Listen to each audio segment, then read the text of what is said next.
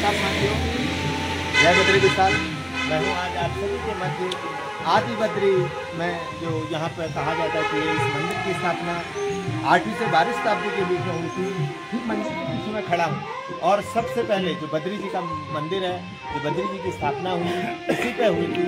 यहाँ पर जो जीर्णोद्धार किया था आदि गुरु शंकराचार्य जी ने। 26 जो मंदिर हैं अभी भी बिल्कुल यहाँ पे बने हैं। 2 मंदिर उसमें से जीर्ण अवस्था में, लेकिन 24 मंदिर बिल्कुल सही अवस्था में। मैं आपको ले चलने की कोशिश भी कर रहा हूँ। बहुत सारे मित्र हमारे हैं, आप हमारे साथ बने रहिए। मैं आपको पल पल के बारे में यहाँ पे दिखाने की कोशिश करूँगा कि किस प्रकार नक्काशी यहाँ पे इन मूर्तियों में की गई है और क्या कला, उस समय की वास्तुकला है, जो डिजाइन है वो किस प्रकार यहाँ पे किया गया है। तो आप हमारे साथ बने रहिए। तो ये मंदिर है आदि बद्री जी का। थोड़ा जूम करने की कोशिश करके आपको दिखाने की कोशिश करता हूँ।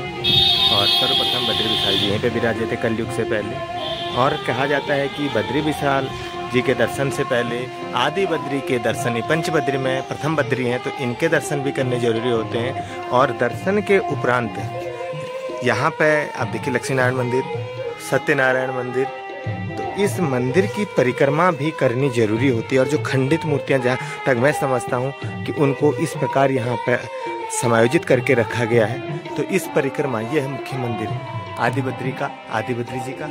और यहाँ पर ये परिक्रमा करनी जरूरी होती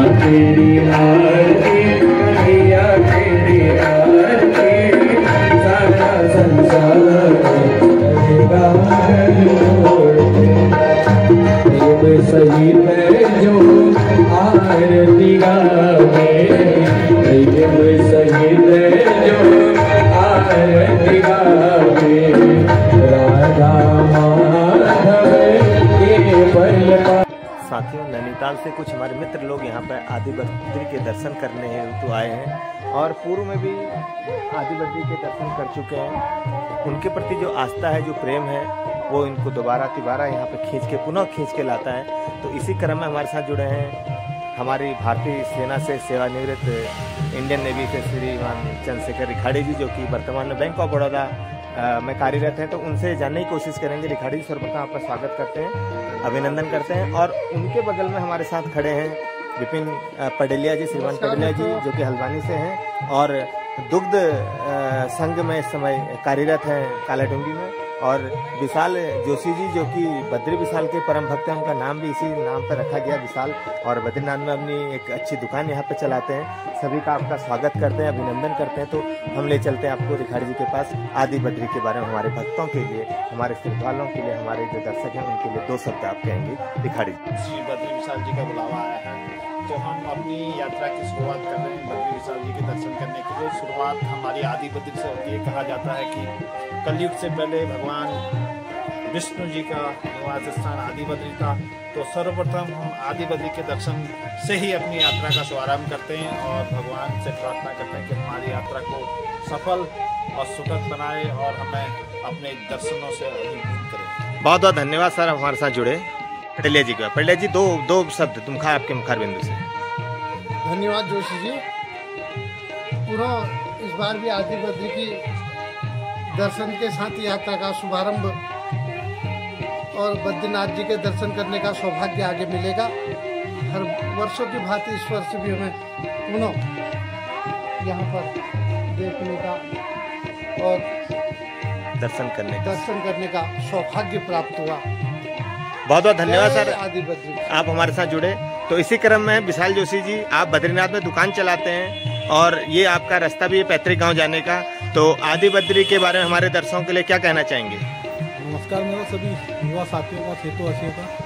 जैसा कि हमारे बद्री विशाल भगवान जी के कपाट 17 नवंबर को सुमुहूर्त रात्रि 9:07 पर सभी श्रद्धालुओं के लिए 6 महीने के लिए कपाट बंद कर दिए जाएंगे।